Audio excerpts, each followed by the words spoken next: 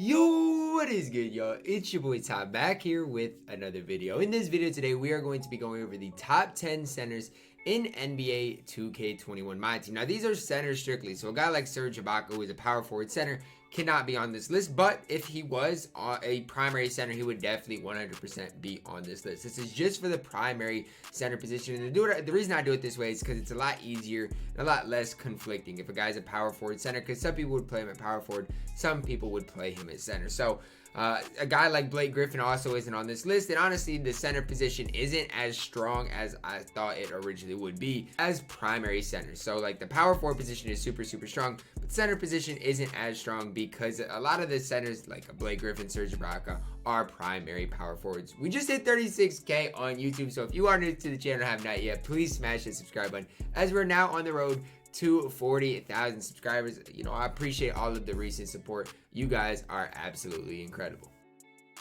Coming in at number 10 on my top 10 center list is Andrea Barnardi. Now, I don't remember at all. I didn't even go back and look at my past list for centers, but I'm guessing a lot has changed. Barg is 7 feet, 7'4" wingspan. Does come with 15 gold badges, 12 on silver, 4 on bronze. Hotspots from both hashes as well as that left corner. And the thing is, he comes with an 87 3-ball and bronze range extender. That is very rare to find a center this early that have a 3-ball with range extender. And the thing is, he's not great on defense. You see 66 speed, 52 lateral quickness, but he has some decent enough defensive badges. Now, it's not incredible. He doesn't have clamps, doesn't have intimidator, but he has some decent enough badges to at least get by. He's not going to be the best defensive player, but at least in the post, interior defense is going to be good enough with the 82. Decent enough rebounder, and with the 66 speed, it's not that bad. Tendency-wise, has some decent all-around tendencies. You look at his defensive contest, shot, and block tendencies, decent enough. 75 driving dunk is decent enough as well. Amari Stoudemire release. Most people know I personally hate that release. But it is what it is. Even if you give Amari this release, but he has an upper 80s 3-ball, he would green a lot more. So with Barnardi, with his hot zones, with his shooting badges, which are absolutely ridiculous, you should green a lot of your shots with this card. One of the best stretch bigs in the game. So we started the list off with a stretch big in Barg. Now we're going to go into some inside centers here back to back. The first one is Diamond Dikembe Mutombo, who a lot of people I feel like slept on this card early on. I know at one point DBG ranked Zydrunas Ilgauskas ahead of Dikembe Mutombo, and that just is a prime example of how people really slept on this card. 7'2", 7'6" wingspan, 4 Hall of Fame badges, 21 on gold. Comes with a 95 standing dunk, 85 driving dunk, 74 speed with 69 lateral quickness. Now, the big thing is his speed and lateral quickness for when he came out was way ahead of his time. He came out in the playoff underdog set, which was a long time ago, and those were absolutely incredible. As well as his defensive stats, Hall of Fame chase down artist, a very underrated badge, as well as post with lockdown, rim protector, and tireless defender, can get every defensive badge in the game. And honestly, if you fully badge him out on the defensive end, is a top defensive center in the game, as well as him being 7'2" with a 7'6" wingspan. That can't get overlooked. Tendency-wise, very solid all the way around. 99 contest shot, 99 block shot tendency. Sigs-wise, it doesn't really matter. You know what he's going to do. He is an inside center, so you have to be able to use those. But as far as an inside center is concerned, Dikembe is incredible on the defensive end. Coming in one step higher than Dikembe is Pink Diamond Nate Thurman, 6'11", 7'2" wingspan, and as you guys can see, has some hot spots from inside the arc in the corners. Looking at Thurman here, he has a 70 midi, but again, similar to Dikembe, you're not running these guys to shoot the ball. Has a 95 standing dunk, 88 driving layup, 85 driving dunk, 75 speed, 73 lateral quickness. So pretty similar stats as Dikembe. A little bit faster, a little bit better lateral quickness, great strength, 97 interior defense, great rebounder as well. And you saw Dikembe on defense. Nate Thurman is just that little bit better base as they come, right? Because you guys saw Dikembe, he had, let's go back and look at Dikembe. Look at his defensive badges, right? Comes with a lot of them. But what Nate Thurman gives you is he already comes with the clamps. He already comes with some other of these badges that Dikembe necessarily didn't come with, as well as a Hall of Fame Intimidator and Rim Protector as well. Tendency-wise, great as well. 95 contest shot and 85 block shot tendency. Great interior, inside offensive tendencies as well. Sigs-wise, jump shot 35. It doesn't really matter. It's a decent enough release, but you shouldn't be shooting with Nate Thurman anyway. Now, he can knock down a mid-range jumper. I just would never encourage it. And like, he is very similar. This guy, the guy ahead of him, and Dikembe are just all very similar. Coming in at number 7 is a guy that I've always been super high on in Diamond, Bill Russell. 6'10", 7'4" wingspan, 4 Hall of Fame badges, 19 on gold. Now, I was one of the first guys in the community to be super high on Bill Russell, but I felt like he deserved it. With his 84 speed, 84 acceleration, look at his strength, vertical, interior defense, perimeter defense is high enough as well. 74 lateral quickness, as well as having Hall of Fame intimidator, post lockdown, rim protector, and defensive leader. I really felt like when Bill Russell was released, he was just that better version of Nate Thurman, just because he was that little bit faster. But look, he can legitimately get every defensive badge in the game. It doesn't matter shooting wise, offensive wise, it doesn't matter. What matters is his defense, the fact that he has gold brick wall, and the fact that he does have that 7'4" wingspan. Look at tendencies, doesn't really matter inside, offensive. What matters is the 99 contest shot, 99 block shot tendencies. Like I said, dribble sig, release, none of that matters. What matters is how does he move on defense and what are his tendencies like. And Bill Russell definitely passed the eye test for me. Was one of my favorite centers in the game about a month ago. It's just a lot of people have passed him up since then.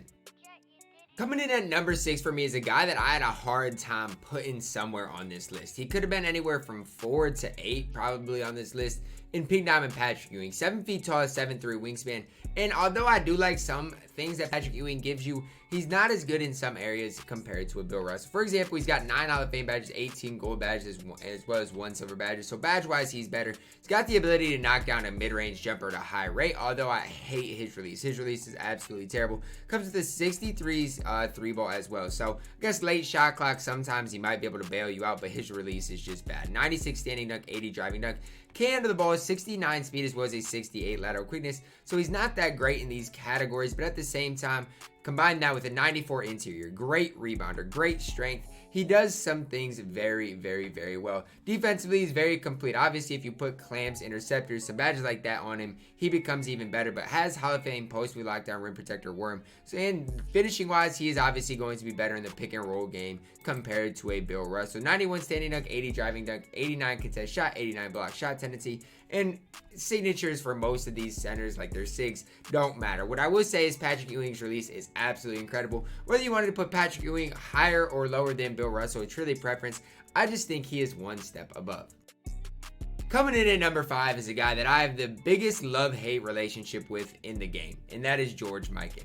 Some days I hate the card, some days I think the card's okay, some days I love Bill Russell over George Mikan, and some days I do not. So it's really just my love-hate relationship with George Mikan as a whole. 6'10", 7'1" wingspan, 3 Hall of Famers, 27 gold badges. Comes with an 83 ball, 95 standing dunk. Also has a 69 speed as well as a 55 lateral quickness. Now the lateral quickness definitely hurts this George Mikan card, and that's something that you can't really overlook, especially if people put him in the pick and roll game. With that being said, he does have catch and shoot, has hot spots from both corners, but other than that, he can't really get that many badges. So what you get with George Mikan is all you can get. It's not like you can put clamps on the card. He's pretty good as far as the interior defense is concerned. He's just missing a few badges. Tendency-wise, pretty good offensive tendencies. Defensive tendencies are decent as well. SIGs-wise, jump shot 4, and for a center is one of the top releases in the game. Now, I'm super inconsistent with George Mikan, but I feel like a lot of that is just due to him not having a lot of hot spots from above the break, as well as him only having that 83 ball.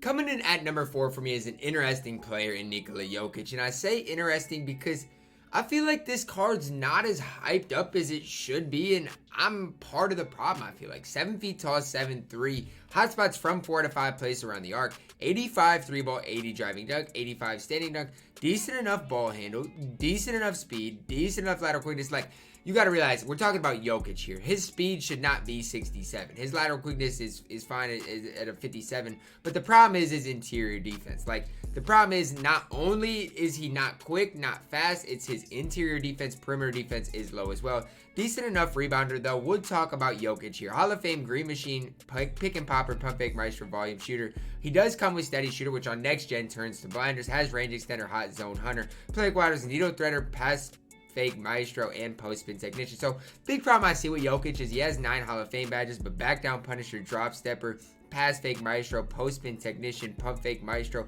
Like, a lot of these badges aren't necessarily needed when you have some other centers that have intimidator, rebound chaser, and stuff like that. But still, on the defensive end, he can get any badge. So I feel like if you fully badge out Jokic, he can be serviceable on the defensive end.